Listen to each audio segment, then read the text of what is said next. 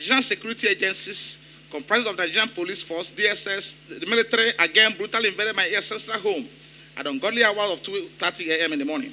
This attack led to the extrajudicial killing and setting ablaze of my domestic staff, led Mr. Samuel Okolo, and the abduction of my trial of domestic staff, Felix Okonkwo, Ike Nashibika, and Okafor Lawrence, who are still in the custody of the Nigerian DSS today. I challenge this gross violation of my right in suit number FHS AWK/CS/5621, and the court also found in my favor and consequently awarded a sum of 122 million naira only against the security agencies for the gross violation of my fundamental right.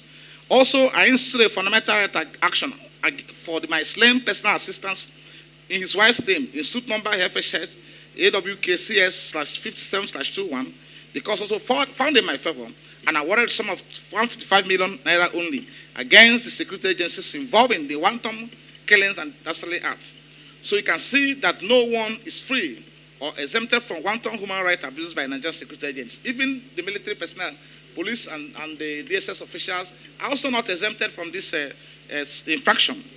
However, I must also commend the security agents for effectively combating crimes. But what we are urging them is to do that within the professional rules of engagement.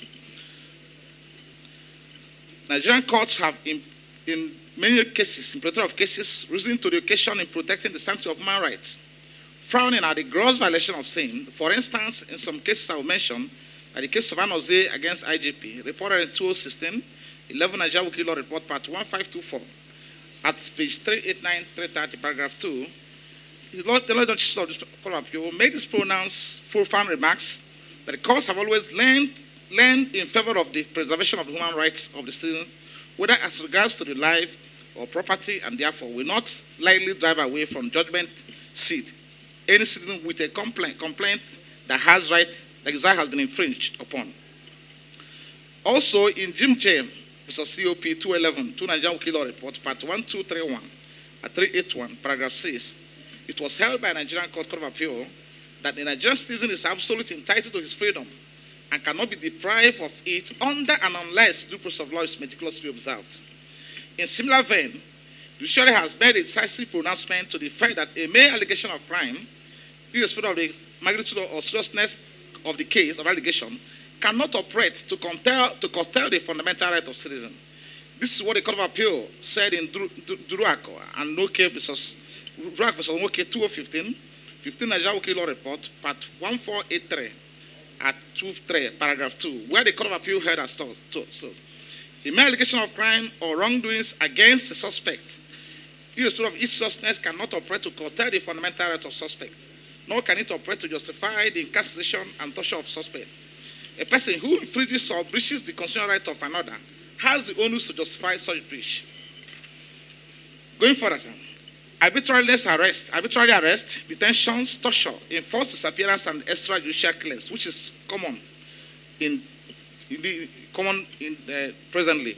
Essentially, the military, the paramilitary agencies like the Nigerian Army, the Nigerian Police Force, the Department of State Services, that is DSS, the Economic and Financial Crime Commission, Nigerian Custom and Immigration Services, and other similar security agencies created by law are under compelling obligation, to carry out the performance of their duties and responsibilities in strict compliance with the laid down laws of the land.